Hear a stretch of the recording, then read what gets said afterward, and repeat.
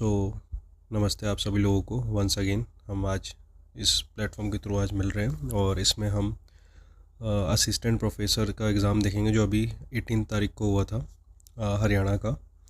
इसमें किस टाइप्स के क्वेश्चन आए थे और पेपर में बैठ के क्या प्रेशर होता है आपका वहाँ पे, किसको आपको मोस्ट एक्यूरेट आंसर को आप टिक कर सकें, कहाँ पे आपको कन्फ्यूजन्स होती हैं, वो सब इसमें पेपर में हम देखेंगे, फिगर आउट करेंगे। जितना ज़्यादा एक्यूरेट हो सके हम उस पर काम करेंगे। जो डाउटफुल क्वेश्चंस होंगे उसे हम एज इट इज़ लीव करेंगे वहीं पर ही।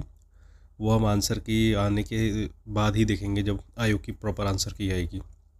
तो पहला क्वेश्चन इसमें ये था हमारा, ये कुछ राइटर्स के नाम दे रखे हैं और उनकी बुक्स के है। ये बहुत ही कॉमन पहला क्वेश्चन ऐसा था कि आपको लगेगा कि पूरा पेपर ही आपका ऐसे आने वाला है, बट इसके नेक्स्ट में ही आप देखेंगे कि क्वेश्चंस का लेवल कितना हार्ड जाता है। तो पहला क्वेश्चन में था रिपब्लिक।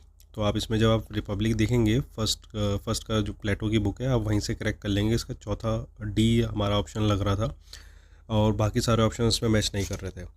देन हम सेकंड क्वेश्चन पे जब मूव करेंगे तो इसमें बता रखा है सेकंड क्वेश्चन में, ये political ills and the injustice can be eradicated if knowledgeable people are put at the helm of a city states politics. तो ये किसके बारे में बोला है प्लेटो ने। ऑब्वियसली जब मैं इस क्वेश्चन को देख रहा था तो मैंने ये देखा कि इफ़ नॉलेजेबल पीपल, तो नॉलेजेबल पीपल वो अपने मास्टर से काफ़ी ज़्यादा इन्फ्लुएंस थे।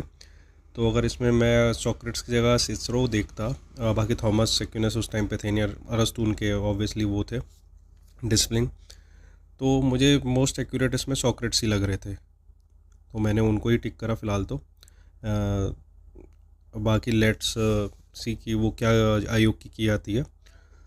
देन फिर हम थर्ड क्वेश्चन की तरफ मूव करते हैं। इसमें aristo tendency to stay close to the tradition of इस सोसाइटी। ये जो स्टेटमेंट है ये आपका कंजर्वेटिज्म की तरफ ही आपको पॉइंट आउट करती है, बट लेकिन अरिस्टो एक रियलिस्ट भी थे अरिस्टो। सो ये थोड़ा बहुत इसे भी हम कह सकते हैं कि डाउटफुल है, बट मैंने इसमें जो टिक करा था उस टाइम पे अकॉर्डिंग टू दिस स्टेटमेंट मैंने कंजर्वेटिज्म पे टिक करा था। रियलिज्म का मुझे अकॉर्डिंग टू दिस स्टेटमेंट नहीं लगा, ऑल दो वो रियलिस्ट भी हैं, तो मेरी तरफ मैंने इसमें ओनली 2 ही करा था। Then the fourth question is, Hobbes के अनुसार सुख का अर्थ क्या है। पहले मैंने इसको लगा था कि मे बी पावर हो सकता है, बट लेकिन सुख का फिर सुख पावर का मेरे को कुछ रिलेट नहीं करा। देन मैंने फाइनल आंसर अपना जो इसमें टिक करा है वो प्लेजर ही करा था अकॉर्डिंग टू मी। बाकी आयोग पे डिपेंड करता है कि वो क्या आंसर किए देते। डाउटफुल हैं क्वेश्चंस कुछ कुछ, लेकिन जो according to the abstract knowledge है वो सभी के लिए सेम है। Then the fifth one is your, for Locke the state of nature is a state of peace because human beings are rational creatures capable of discovering moral truths and obeying them। तो इसका answer आप देख सकते हैं A N R बहुत obviously correct statement है, और are मेरे हिसाब से तो करेक्ट कर ही रहा है, एक्सप्लेनेशन भी दे रहा है आर का। ये उस टाइम का मतलब आप कह सकते हैं कि जब आप पेपर में बैठे होते हैं वो प्रेशर क्या होता है आप पे, तो आप ये चीज़ वहाँ उस टाइम पे देखते हैं। Then move to the sixth question, Rousseau के हिसाब से मैन का नेचर क्या है। क्या वो स्टेट ऑफ वॉर है, इंडिविजुअल्स लिव पीसफुली है, human beings are characterised by self love. तो रोसू ने स्टेट ऑफ वॉर के कहीं पर भी मैंने जितना पढ़ा है इतना कुछ मैंने सुना नहीं है। ये हॉब्स के बारे में सुन रखा था मैंने। इंडिविजुअल्स लिव पीसफुली ऑब्वियसली वो ये बात तो करते ही हैं, जनरल विल की बात करते हैं वो कि सब अपनी रियल विल जो है उसको पीछे छोड़ के एक कन्वर्ज करेंगे, अपनी एक जनरल विल की तोड़ जाएंगे जिससे कि सोसाइटी के वेलफेयर की बात हो सके।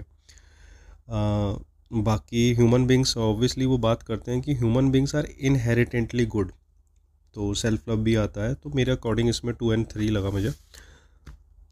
तो हम नेक्स्ट क्वेश्चन की तरफ बढ़ते हैं। For Bentham utilitarianism not only described how human beings act so as to maximise pleasure and minimise pain. इस क्वेश्चन में नॉर्मेटिव डिस्क्रिप्टिव दोनों थे, क्योंकि नॉर्मेटिव मतलब होता है what ought to be, descript वो डिस्क्राइब तो कर ही रहे थे इसमें। तो इसमें दोनों की दोनों थ्योरी बिल्कुल प्रॉपर तरीके से इम्प्लीमेंट होती है, तो इसका आंसर सी लगाया है मैंने। एंड 8th क्वेश्चन था, अगेन ये बुक्स थी कुछ और उनके ईयर्स थे। ये क्वेश्चन बहुत ज़्यादा रिपीट हो रहे हैं, उनकी बुक्स के सीधे बुक्स के नाम दे रहे हैं और उनके ईयर्स पूछ ले रहे हैं। कभी कभार ये क्वेश्चन इस तरह से भी रिपीट होते हैं कि एक ही राइटर की बुक्स होंगी, उनके ईयर्स को आपको सीक्वेंस में लगाना पड़ेगा, इंक्रीजिंग वाइज और डिक्रीजिंग दोनों। तो सिस्टम ऑफ लॉजिक हमें पता है कि ये 1843 में आई थी, जी एस मिल की बुक्स थी ये।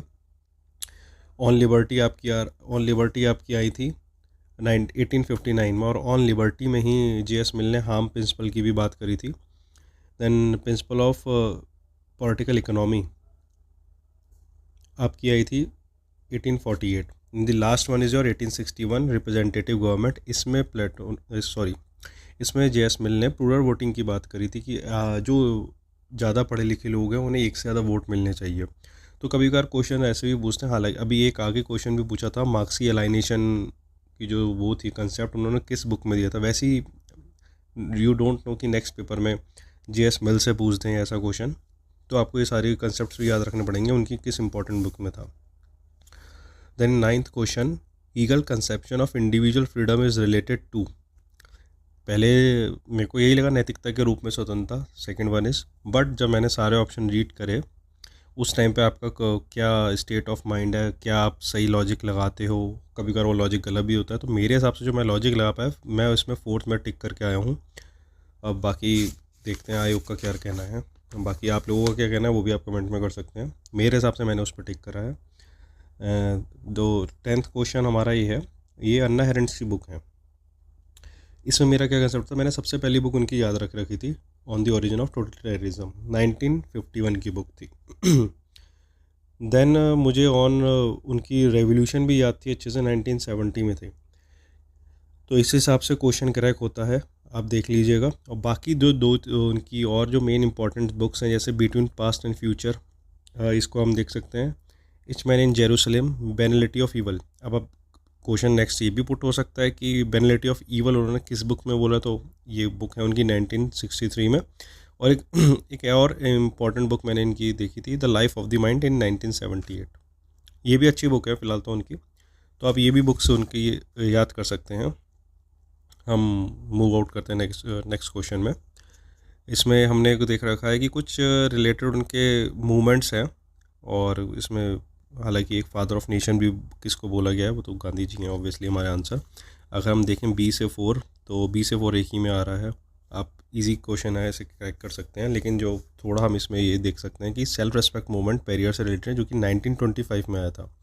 वही मगध सत्याग्रह 1977 में था, अम्बेडकर ने किया था। अम्बेडकर ने किया था। तो आप ये सारी चीज़ें देख सकते हैं कि ये कुछ इवेंट्स भी हो सकते हैं, आपसे पूछ लेंगे नेक्स्ट टाइम में कि आप इनका सीक्वेंस से लगाइए कि मगध सत्याग्रह कब हुआ था और सेल्फ रेस्पेक्ट मूवमेंट कब हुआ था। तो आप इसको थोड़ा अपने ईयर वाइज भी आपको याद करके जाना पड़ेगा।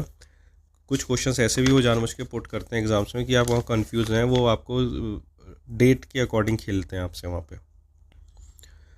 तो हम दूसरे क्वेश्चन की ओर बढ़ते हैं। इसमें भी कुछ हमें एक लिस्ट 1 लिस्ट 2 दे रही है, द सिंथेसिस ऑफ योगा, और अरविंदो घोष से मैंने इसे मैच किया। एंड तो वहाँ से हमारा मिला ए से 2, वो 2 ऑप्शन में आ रहे थे हमारे, पर वहीं अभिनव भारत मैंने सावरकर जी का सुन रखा था, और वो हुआ था 1904 में। आप ये देख लीजिएगा, क्योंकि 2 थे, एक उन्होंने इंडिया में करा था, एक इंग्लैंड में था। वहीं टोटल रेवोल्यूशन जे.पी. नारायण से थे, वो मूवमेंट था स्टूडेंट्स का 1974 में, और एन ऑटोबायोग्राफी नेहरू जी की थी किताब 1936 में। तो आप इसकी सीक्वेंस भी याद रख सकते हैं, कोई कभी कभार क्वेश्चंस पूछ लेता। तो मैंने इस पेपर की तैयारी करी थी, मैंने काफ़ी ज़्यादा ये सारी चीज़ें भी कीप ऑन रिपीटिंग तो याद कर पाया था। Then again move to the next question. ये कुछ थोड़ा डाउटफुल ये भी है मेरी तरफ से, क्योंकि मेरे को लगता है कि मेरा शायद ये गलत होगा, क्योंकि मैंने शांति पर्व में मैंने कोई भी कोएर्सिव पावर की बात नहीं सुनी है। वो बाकी जो इसका रीज़न था, because of the growing forces of the disorder in post modern times. मैंने जितने भी मेरे साथ वाले थे, मेरे को सबके अपने अपने अलग अलग आंसर्स हैं, तो इस आंसर को इसको आप देख लीजिएगा। हम दूसरे क्वेश्चन की ओर बढ़ते हैं। इसमें बरानी की बात करी गई है, उन्होंने 2 लॉस को बांटा है, ज़वाबित एंड शरीयत। तो जब मैं इस क्वेश्चन को पढ़ रहा था, तो ऑब्वियसली मैंने इतना डेप्थ में नहीं पढ़ा, लेकिन मुझे ये पता था कि उन्होंने सुल्तान की बात करी है, और उस सुल्तान को क्या क्या वो मतलब टेक्निक्स अडॉप्ट करनी चाहिए, जिससे कि वो लोगों के मतलब सुल्तान के में बना रहे, अच्छी फिगर बनी रहे लोगों के बीच में। तो मुझे जब मैंने सेकंड वाली स्टैंड पढ़ी, तो मेरे को ऑब्वियसली ये करेक्ट लगा। Then I move to the third one, source and inspiration should be the Shariat and the pious khalifa. मुझे इस स्टेटमेंट में भी कुछ गलत नहीं लगा, तो 2 और 3 तो कहीं ना कहीं ठीक हो ही रहा था, तो लेकिन इसमें सिर्फ 2 और 4 दिखा रहा था एक थर्ड में, तो मेरे को बाकी सारे तो कुछ और गलत लगे। तो मेरे को ये क्वेश्चन मैंने ऑल दो इसमें कोई ऐसा नेगेटिव भी कोई स्टेटमेंट नहीं था जिससे मैं किसी एक को फिगर आउट करके गलत कर सकूँ, तो मेरी तरफ से मेरे को चारों ही लगे ठीक थे मेरी तरफ से। And then move to this 15th one, which political thinker was called as the मुक्तिदूत बाय रविन्द्रनाथ टैगोर। मुक्तिदूत तो कबीर थे, ये मैंने पढ़ भी रखा था, तो इनका ये था। Then in this 16th question, अब मैं करके तो इसमें बाल गंगाधर तिलक टिक करके आया हूँ, बट लेकिन जब मैंने कुछ थोड़ा बहुत रिसर्च की तो स्वामी विवेकानंद हो सकते हैं, उनको बोला गया था he is not a pond, he is a reservoir, he is not a pitcher or a jug, he is veritable barrel, he is not a minnow or sardine, he is a huge red eyed carp, he is not an ordinary 16 petalled lotus. तो आप कुछ इसमें याद कर सकते हैं कि ordinary 16 petalled lotus, तो लोटस से आप कुछ अपने ट्रिक्स बना सकते हैं कि यार ठीक है ये स्वामी विवेकानंद जी के लिए ही बोला जा सकता है, ये इनके लिए नहीं बोला जा सकता। तो उस टाइम पे मेरा प्रेजेंस ऑफ माइंड कहाँ था, मैंने वही करा था बी। आप लेकिन इसका मेरे को आई थिंक मोस्ट 90% है कि डी होगा। Then move to the second question. In the 17th question, इसमें हमने बात करा political thinker who visualise 4 stages in the realisation of true freedom. तो जब ट्रू फ्रीडम की बात करते हैं कि स्पिरिचुअल की बात करी गई है, आप स्पिरिचुअलाइजेशन आप देख सकते हैं at the individual level, then progressive movement of freedom from the individual to the community, from community to the universe. जब आप ये सारी बात देखते हैं तो इसमें जो भी आपको ऑप्शंस थे उसमें रविन्द्रनाथ टैगोर बेस्ट सूट कर रहे थे, बेस्ट फिट हो रहे थे। आपको कभी कभार क्रैक करना पड़ता है क्वेश्चन थ्रू दी ऑप्शंस, तो इसमें रविन्द्रनाथ टैगोर ही थे। Okay, then move to the next question. Gandhi ji defines Hinduism as a search after truth through non violence means. अब सारी चीज़ें तो गांधी जी की, अब इतना डेप्थ में किसने पढ़ रखा है कि एक पर्टिकुलर स्टेटमेंट आप दे दें। तो मेरा तरफ से जो मैंने था माई एक्सपेरिमेंट विद ट्रुथ पे मैंने इस पर टिक करा है, बट लेकिन अगर आप गूगल करेंगे तो इसमें आपको यंग इंडिया भी दिखाएगा। बट इसमें आप इम्पॉर्टेंट नोट्स क्या ले सकते हैं कि आप इनका ईयर याद रखिए सीक्वेंस में। माई एक्सपेरिमेंट विद ट्रुथ 1925 में उनकी पब्लिश हुई थी, वहीं हिंद स्वराज 1909 में। आप ये चीज़ें याद रखिए। हरिजन, बाकी यंग इंडिया जो थे 1919 से 1931 तक चलता रहा था। अब ये इसके सीक्वेंस वाइज याद कर सकते हैं। नेक्स्ट आपका जो भी पेपर होगा उसमें वो ये चीज़ पुटअप कर सकते हैं वो, तो आपको ये चीज़ें ऑब्वियसली ये चीज़ें आप ऑन योर हैंड या फिर कह सकते हैं कि वो रटी होनी चाहिए। तो 19th क्वेश्चन में पूछा गया according to Jawaharlal Nehru scientific approach meant for. आप कभी बार इस पेपर में देखेंगे तो इसमें दो सारी स्टेटमेंट्स आपको ऐसी दिखेंगी कि आपको लग ही नहीं रहा कि मैं इसको किसको एलिमिनेट करूं, और ऑप्शंस भी कुछ कुछ ऐसे दे रखे हैं। तो आप जब इसमें देख रहे थे अ वे ऑफ लाइफ, ठीक है, ठीक होगा। अ प्रोसेस ऑफ थिंकिंग, कुछ गलत नहीं है। A method of acting, scientific approach, associated with our fellow man, तो इसमें गलत है क्या? Obviously all of the above जब आ रहा है क्वेश्चन में तो हम उस मोस्ट प्रोबेबली उसी की ओर पॉइंट आउट करते हैं कि वही ठीक होगा हमारा। तो मैंने इसमें फोर्थ डी ऑप्शन टिक करा है। इस ये क्वेश्चन थोड़ा हो सकता है कि थोड़ा बहुत लोग कंफ्यूज हो गए हों। 20th क्वेश्चन में मार्क्स, गांधी एंड सोशलिज्म, मैं भी पहले दो में कंफ्यूज था, बट लेकिन फिर मैंने ये सोचा कि ठीक है, राम मनोहर लोहिया ने हालांकि एम एन रॉय भी मार्क्स से थे, बट लेकिन राम मनोहर लोहिया ने सोशलिज्म की बात तो ज़रूर करी है। मार्क्स की भी बात करी, गांधी जी की भी बात करी उन्होंने, तो मैंने इस पर राम मनोहर लोहिया टिक करा और यही है इस किताब का। वहीं जयप्रकाश नारायण की आप एक और ले सकते हैं, इनकी बुक जो थी सोशलिज्म, सर्वोदय एंड डेमोक्रेसी।